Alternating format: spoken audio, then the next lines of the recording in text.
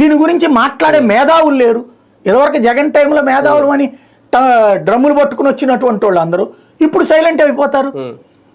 మర్డర్లే జరిగినా మర్డర్లు కాదనుకోండి, మర్డర్లు ఇప్పుడు తక్కువే, కాకపోతే దొంగ కేసులు, లేకపోతే కనుక ఇళ్ళు కూల్చివేతలు, అక్రమ కార్యకలాపాలు, ఇసుక ఎట్లా జరిగిపోతుందో, మద్యానికి సంబంధించి ఏం జరుగుతుందో కళ్ళెదురు కూడా కనబడిపోతున్నాయండి.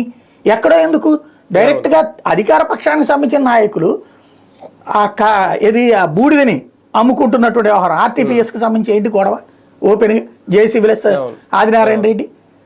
విచిత్రం ఏంటంటే లారీ బూడిదంట 3,000 రూపాయలట. ఆ లారీలో ఎక్కించుకోవడానికి కాంట్రాక్టర్ ఎవడు రావట్లేదట, ఎక్కించే కాంట్రాక్టర్ అంటే లారీలో ఎక్కించడానికి లోడింగ్ కాంట్రాక్ట్ ఎవడు వేలం పాడుకోవట్లేదట. అందుకని బీటీపీఎస్ ఆర్టీపీఎస్లో డబ్బులు తీసుకెళ్ళి సొంత డబ్బులతో బూడిద వీళ్ళు లోడ్ చేపిస్తారట. ఒక్కో లారీకి 300 రూపాయలు చెప్పు డబ్బులు ఇస్తారట. ఆడే 3,000కి అమ్ముకుంటాడట. విచిత్రం చూడండి, ఆడే 3,000కి అమ్ముకుంటాడట, ట్రాన్స్పోర్టేషన్ కాస్ట్ కాకుండా 3,000 రూపాయలు బూడిదకి వాడు అమ్ముకుంటాడట.